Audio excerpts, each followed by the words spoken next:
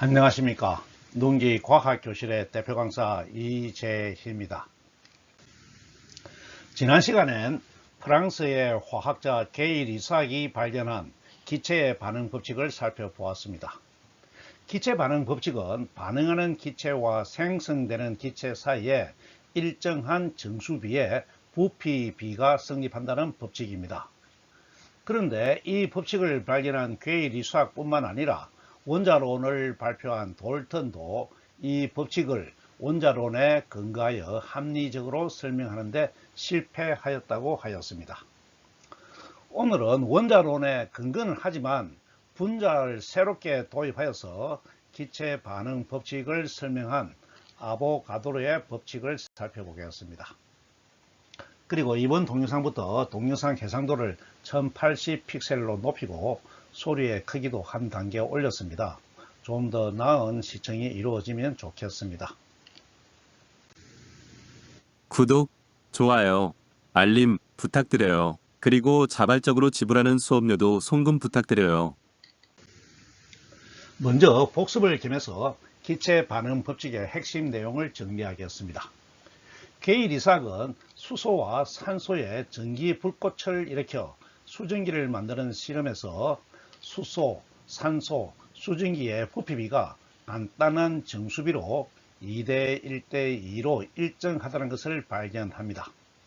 물론 다른 기체의 반응에서도 정수 부피비를 확인하였습니다. 게이 리삭은 기체의 부피를 측정하는 데 뛰어난 과학자였으므로 부피비를 정확하게 측정할 수 있었다고 합니다. 기체의 부피를 그림처럼 이차원구로 표현하면 수소는 2개, 산소는 1개, 수증기는 2개가 되겠습니다. 지난 동영상 기체의 법칙에서 살펴보았듯이 기체는 압력, 온도의 영향을 받아서 부피가 변하지만 상온, 상압, 다른 말로 실험실 온도와 실험실 압력에서 일정한 부피를 유지할 수가 있습니다.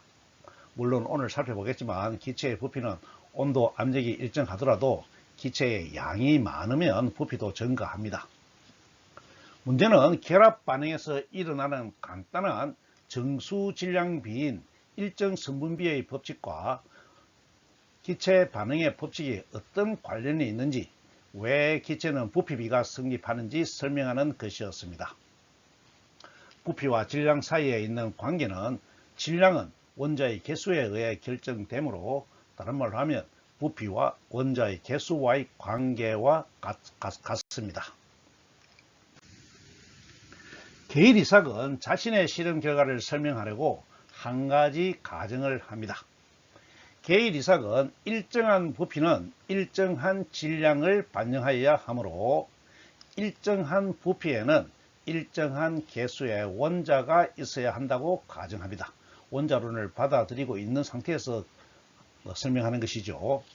그래서 그림처럼 수소와 산소의 각 단위 부피마다 한 개의 단위 개수가 있다고 표현합니다. 같은 수의 개수가 있으면 한 개로 대표할 수 있겠죠.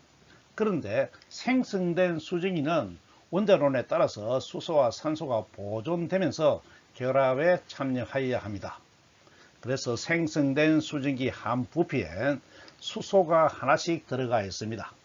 또 산소도 들어가야 하는데 산소는 하나밖에 없으므로 꼭 두 곳으로 들어가려면 쪼개져 들어가야 합니다.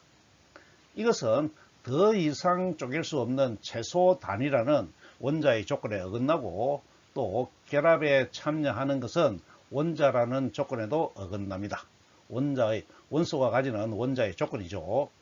그러므로 이런 설명은 원자론을 버리지 않는 한 제대로 된 설명이라고 할 수가 없습니다. 게이 리삭이 자신의 실험 결과를 제대로 설명하지 못했다는 것이죠. 원자론을 정립한 돌턴은 원자론을 유지하면서 부피비를 설명하는 한 방법으로 산소는 한 부피에 하나의 원자가 아니고 2개의 원자가 들어있다고 가정하여서 산소를 쪼개지 않고 수증기를 만들 수 있다고 설명합니다. 그림처럼 수소는 한 부피에 하나의 원자가 들어있지만 산소는 2개의 원자가 들어있는 것으로 하면 수증기 두 부피에 각각 한 개씩 들어가서 수증기를 만들 수가 있습니다. 이런 경우 산소를 쪼개지 않아도 되지만 결합에 참가하는 산소 원자 단위가 2개인 것은 원소 단위로 참가한다는, 다른 말로 1개씩 결합에 참가한다는 원자 조건에 어긋나게 됩니다. 또 수소는 2단위가 결합에 참가하는 데 반해 산소는 2개가 한 묶음으로 참가하므로 1대8이라는 일정 성분비를 성립시키려면 2개에 대항하는 산소 1부피의 실량비는 16이 되어야 합니다. 무엇보다도 수소와 산소가 각각 다른 형태를 보인다는 것은 수용하기가 어려웠을 것으로 생각합니다. 결과적으로 돌턴도 원자론에 기반하여서 기체 반응 법칙을 설명하는 데 실패하였다는 것이죠. 이 같은 어려움은 1811년 원자론이 나온 지 3년 지났고 기체 반응 법칙이 나온 지 3년이 지났습니다. 1811년에 이탈리아의 화학자 아보가도로에 의해서 합리적으로 설명됩니다. 아보가도로는 분자라는 새로운 개념을 도입하여서 게이 리샥의 전제와 돌턴의 전제를 모두 받아들입니다. 아보가도로는 먼저 기체들의 입자는 반드시 원자로 될 필요가 없기 때문에 기체는 2개 또는 그 이상의 동일한 원자들을 포함하는 분자로 이루어져 있다고 가정합니다. 분자를 새롭게 도입하는 것이죠. 기체의 성질을 띈 가장 작은 입자 단위는 원자가 아니라 분자이고 분자가 원자로 이루어져 있다는 것입니다. 이 가정은 산소 한 부피에 2개의 산소 원자가 들어있는 것을 자연스럽게 설명하고 해결합니다. 또 아보가도로는 동일한 부피 안에 들어있는 기체의 개수는 분자 단위로 항상 동일하다고 가정합니다. 같은 부피에는 같은 개수가 들어있는데 들어있는 형태가 원자가 아니라 분자라는 것이죠. 기체의 부피는 분자의 개수에 또 기체의 부피는 분자의 개수에 비례한다고 가정합니다. 들어있는 분자의 개수가 더 많으면 부피도 늘어난다는 것이죠. 아보가도로는 이 같은 가정을 하고 기체 반응의 법칙을 설명합니다. 수소와 산소는 모두 2개의 원자로 이루어진 분자로 되어 있고 산소뿐만 아니라 수소도 2개로 이루어진 분자라는 것입니다. 부피 한 단위엔 같은 수의 분자가 들어있으므로 수소 부피 한 단위에 수소 분자 하나를 대응시키고 산소 부피 한 단위에는 산소 분자 하나를 대응시킵니다. 수소와 산소 부피 한 단위에 똑같이 분자 한 개를 대응시킨 것입니다. 분자를 도입함으로써 수소는 1개, 산소는 2개 같이 다르게 하지 않아도 되게 되었습니다. 이렇게 하면 수증기 2 부피엔 수소는 분자가 참가하고 산소는 원자가 결합에 참가하여 원자를 쪼개지 않고도 수증기 분자를 구성할 수 있게 됩니다. 어떻습니까? 아주 깔끔하게 설명이 잘 되었나요? 하지만 분자 개념을 비롯한 아보가도로의 전제는 과학계에서 바로 받아들여지지 않아서 한동안 아보가도로의 가설로 통용되었지만 19세기 중반에 와서 제자인 칸니자로의 노력으로 인정되기 시작하였다고 합니다. 오늘날에는 모두 맞는 것으로 증명되어서 아보가도로의 법칙이 되었습니다. 아보가도로의 법칙은 화학에서 매우 중요하므로 여기서 깔끔하게 정리하고 가겠습니다. 아보가도로는 이탈리아의 과학자로 1776년에 태어나서 1856년에 세상을 떠났습니다. 18세기 중엽에 태어나 19세기 중엽에 세상을 떠났네요. 아보가도로가 처음으로 도입한 분자의 개념은 사실로서 받아들여지므로 특별히 법칙의 내용에 포함시키지 않습니다. 분자의 개념을 오늘날 언어로 정리하면 물질의 성질을 유지하는 알갱이 형태의 가장 작은 단위 정도로 표현할 수가 있겠습니다. 기체의 경우는 온도와 압력의 영향을 받으므로 상온상압에서 물질의 성질을 유지하여야 하므로 불활성 기체가 아닌 수소 같은 호돈소 기체는 모두 이원자 분자가 2개의 원자가 붙어있는 분자가 물질의 단위가 됩니다. 그러므로 물질로서의 수소는 H2이고 H는 수소 원소가 되겠습니다. 질소 N2, 산소 O2, 플로린 F2, 염소 HCl2도 마찬가지입니다. 물론 불활성 기체는 원소 개체가 기체를 형성하므로 원소가 물질 단위가 됩니다. 또한 분자는 결합하는 원자의 개수나 종류에 관계없이 최종적인 형태는 알갱이여야 하므로 분자는 공유결합 화물이 되어야 합니다. 그러므로 분자는 공유결합 화물의 다른 이름으로 이해하여도 무방하겠습니다. 공유결합 화물과 다른 결합에 대해서는 뒤에서 자세히 다루게 되겠습니다. 지금부터는 아보가드로의 법칙을 알아보겠습니다. 오늘날 아보가드로의 법칙으로 불리는 내용을 오늘날의 언어로 표현하면 동일한 온도와 압력에서 부피가 같은 기체는 부피가 압력과 온도와 압력에 영향을 받죠. 그래서 일정하다는 전제를 붙입니다. 기체의 종류에 관계없이 같은 수의 입자를 갖는다 하는 내용이 되겠습니다. 여기서 중요한 내용은 기체의 종류에 관계없이 어떠한 기체든 같은 수의 입자를 갖는다는 것입니다.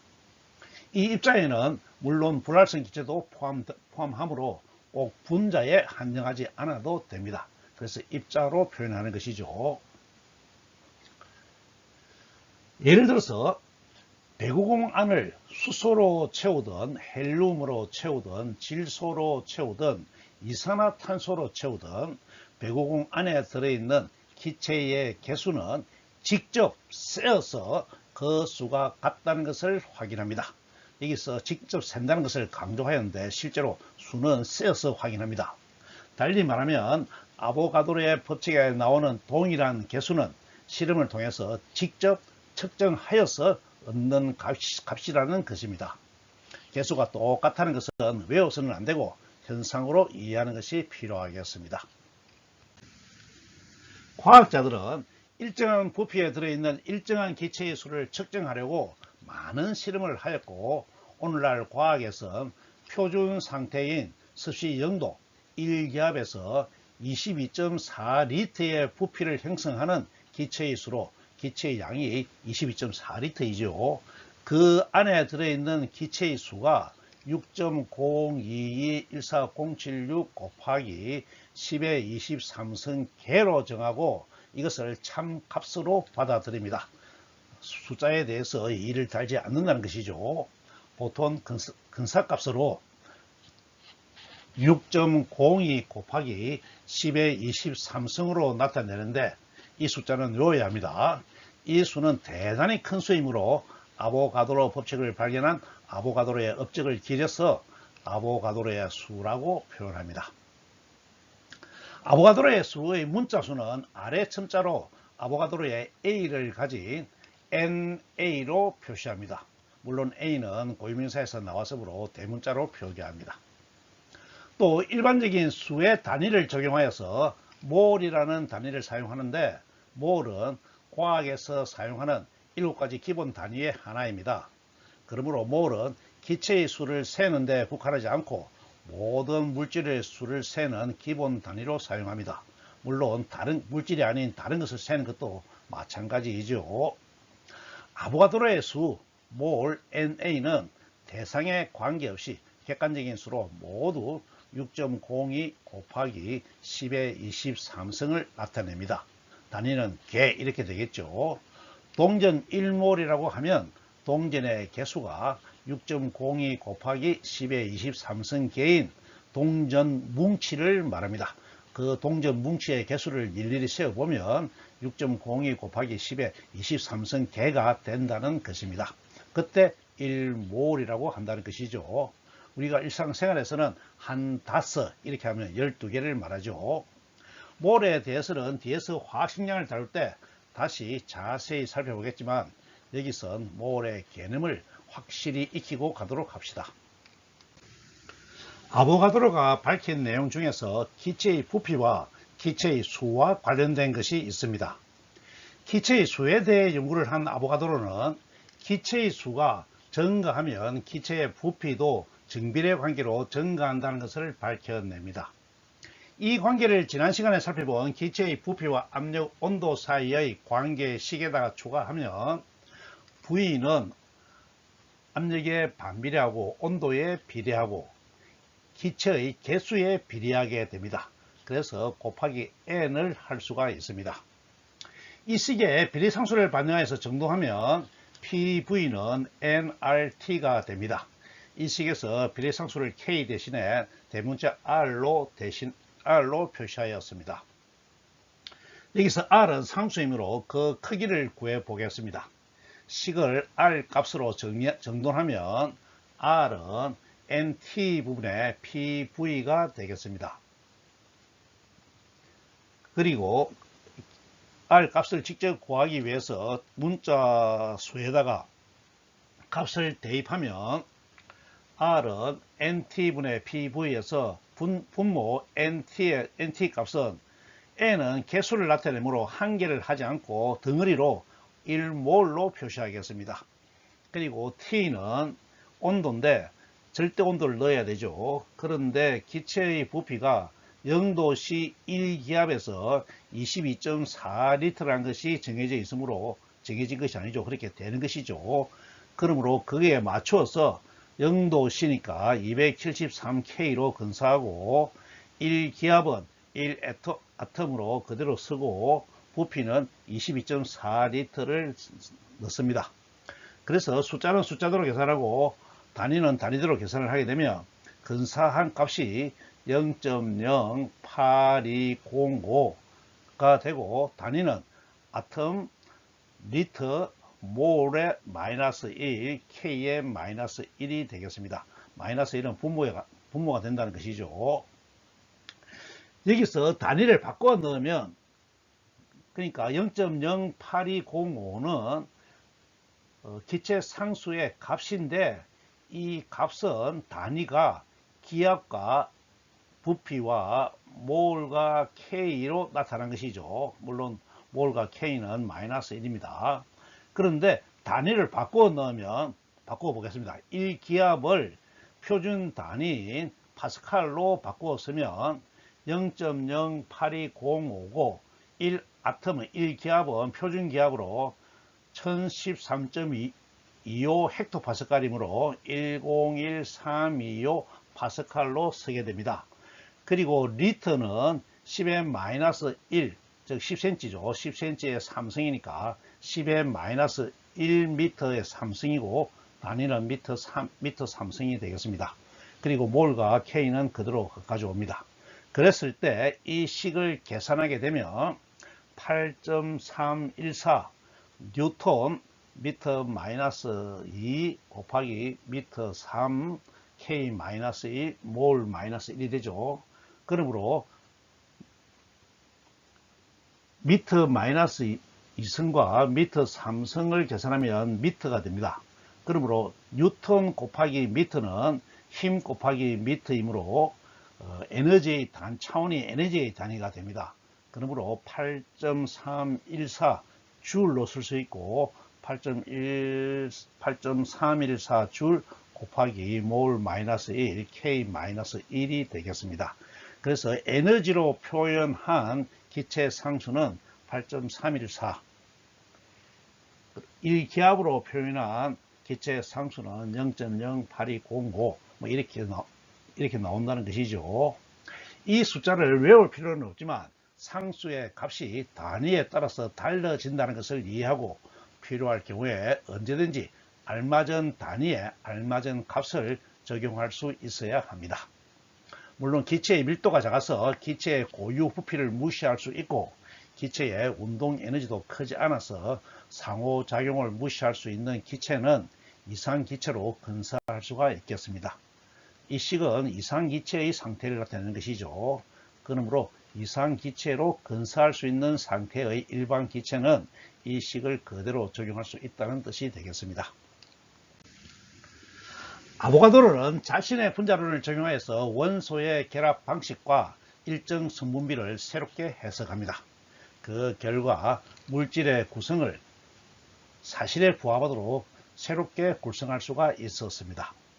돌턴은 원소가 하나씩 결합한다고 가정하였으므로 물의 구성은 수소 하나와 산소 하나가 결합하여서 질량 B가 1대 7이 된다고 하였고 그래서 산소의 질량이 7이 되었죠.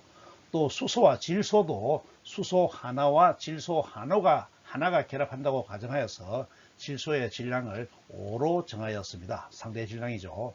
하지만 아보가드로는 기체 반응 법칙에 근거하여서 물의 생성비를 새롭게 해석하여서 물의 구성으로 수소 2개와 산소 하나의 결합으로 해석합니다. 앞에서 우리가 기체 반응 법칙을 설명하는 아보가드로의 그림에서 보았죠.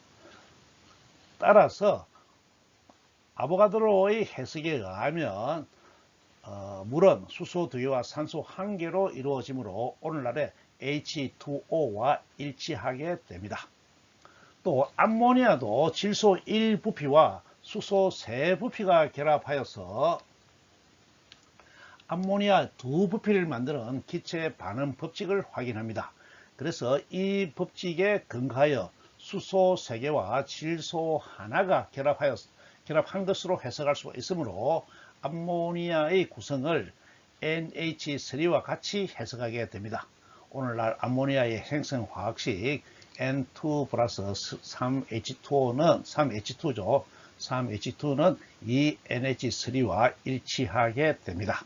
그래서 아보가드로는 분자를 도입함으로써 물질을 구성하는 구성 방법이랄까요? 오늘날 따지면 화학식을 정확하게 만들게 됩니다. 아보가드로는 또 자신의 분자론과 일정한 부피엔 일정한 수의 분자가 들어있다는 가정에 근거하여서 돌턴이 잘못 구해놓은 원소의 상대 질량을 새롭게 구합니다.